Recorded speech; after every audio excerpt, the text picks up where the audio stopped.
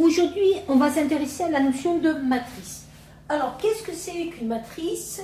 Ça se note entre des grandes parenthèses, et entre ces grandes parenthèses, on va mettre des nombres. Par exemple, ici, 2, 3, 1, 1, 2, 4.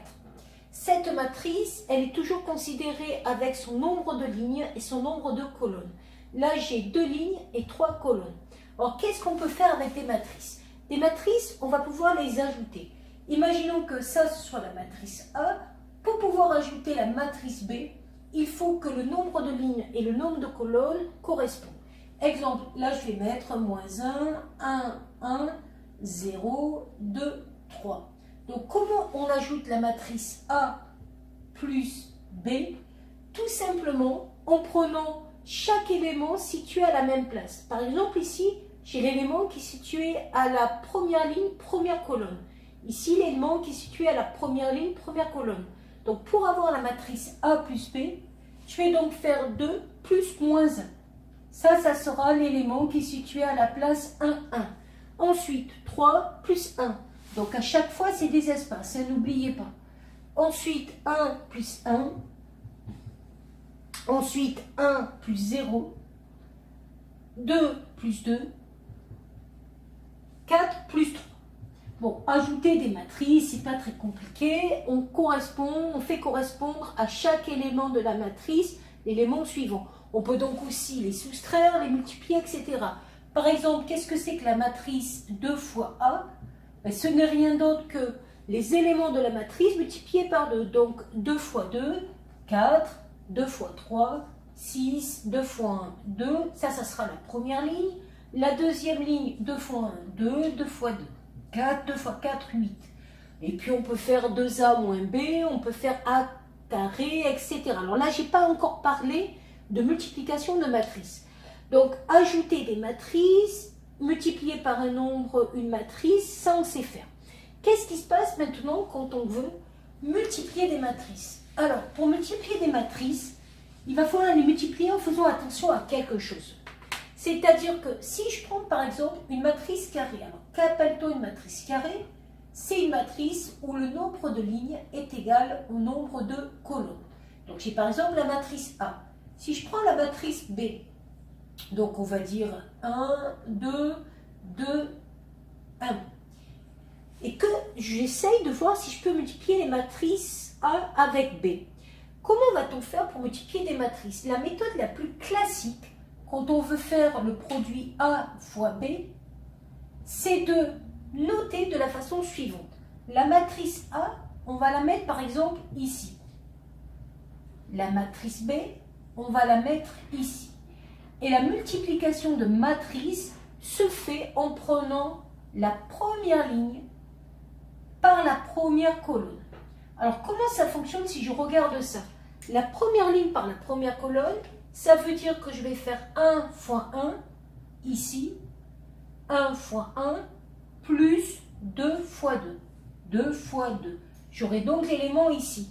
Si je veux maintenant l'élément qui est sur la première ligne, deuxième colonne, je vais donc prendre cette première ligne avec la deuxième colonne. Ça va me donner 1 fois 2 plus 2 fois 1. Je répète, 1 fois 2 plus 2 fois 1. Si je veux maintenant l'élément qu'il y a ici, deuxième ligne, première colonne, le 3, 4, je multiplie par le 1, 2. Ça fait 3 fois 1 plus 4 fois 2. Et pareil de l'autre côté, 3 fois 2 plus 4 fois 1. Ça veut dire que quand je vais multiplier ces deux matrices, je vais donc encore tomber sur une matrice carrée qui aura pour élément dans la matrice 1 plus 4, 5, 2 plus 2, 4, 3 plus 8, 11, 6 plus 4, 10. Attention, un produit de matrice n'est pas commutatif.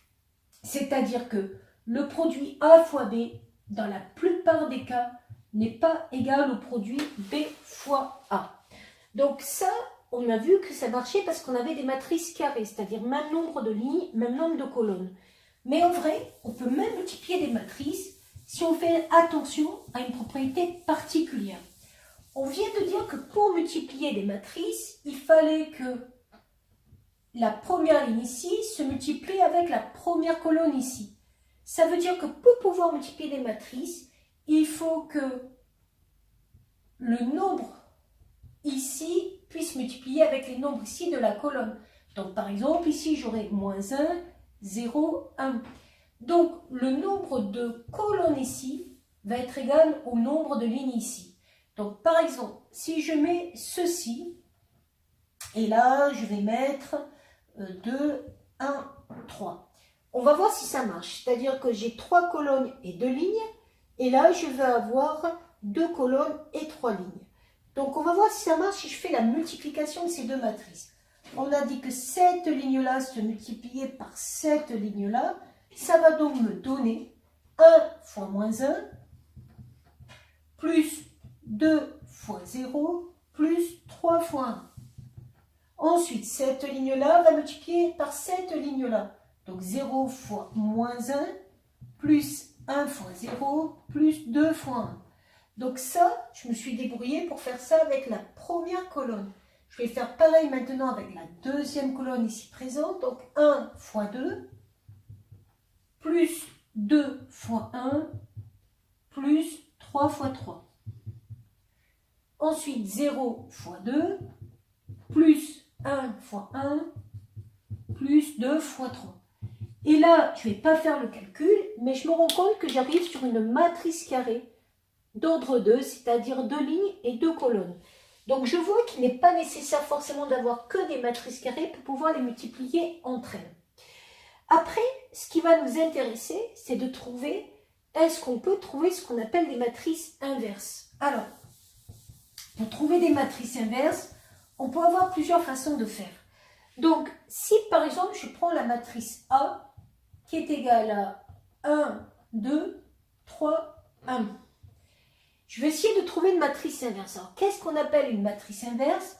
La matrice inverse, elle a une propriété qui est la suivante. On la note A-1. Quand elle est multipliée par rapport à la matrice A, on tombe sur ce que l'on appelle l'identité. Alors, l'identité, ce n'est rien d'autre qu'une matrice où il y a que des 1 sur la diagonale et des 0 ailleurs. Donc ici, c'est la matrice identité d'ordre 2. Mais il peut aussi avoir la matrice identité d'ordre 3. Il y aurait donc que des 1 sur la diagonale et des 0 ailleurs. Ça revient à dire aussi que A fois A-1 est égal à l'identité. L'une des deux propriétés convient pour parler de la notion de matrice inversible. Comment va-t-on voir qu'une matrice est inversible? Tout simplement en calculant ce qu'on appelle le déterminant de A. Le déterminant, c'est ce que vous avez vu au niveau des vecteurs pour montrer que des vecteurs étaient collinaires ou pas. C'est une forme de produit en croix. Donc si je regarde bien ici, quand je fais le produit en croix, 1 fois 1, moins 3 fois 2, j'arrive à 1 moins 6 moins 5. Ce déterminant est différent de 0, ça veut dire que la matrice A est inversible. Et si la matrice est inversible, ça veut dire qu'il va exister une matrice inverse, et je dirais même la matrice inverse de A. Donc ça, on peut la trouver à la calculatrice, cette matrice inverse.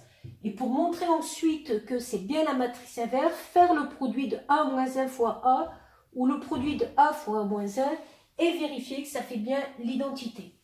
Alors vous avez une petite formule pour trouver une matrice inverse. Alors moi, je vais vous donner une petite méthode qui marche à tous les coups.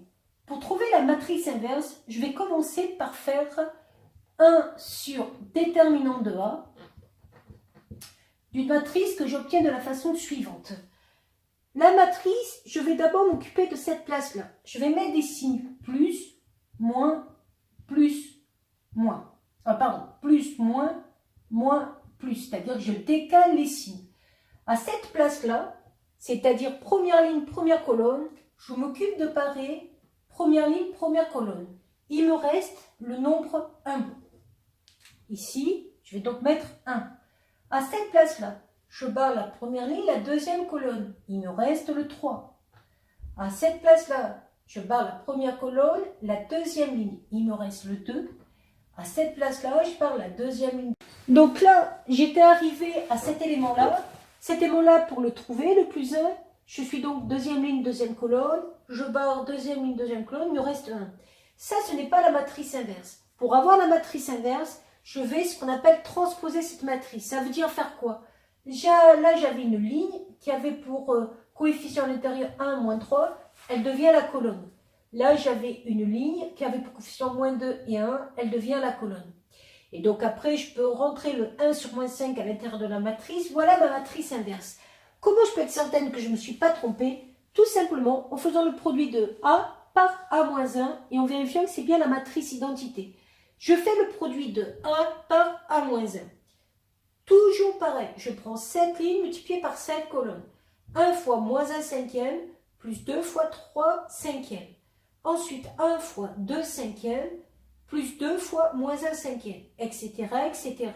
J'obtiens bien la matrice identité. Ça veut dire que j'ai bien prouvé que cette matrice A-1 était la matrice inverse de la matrice A. Voilà.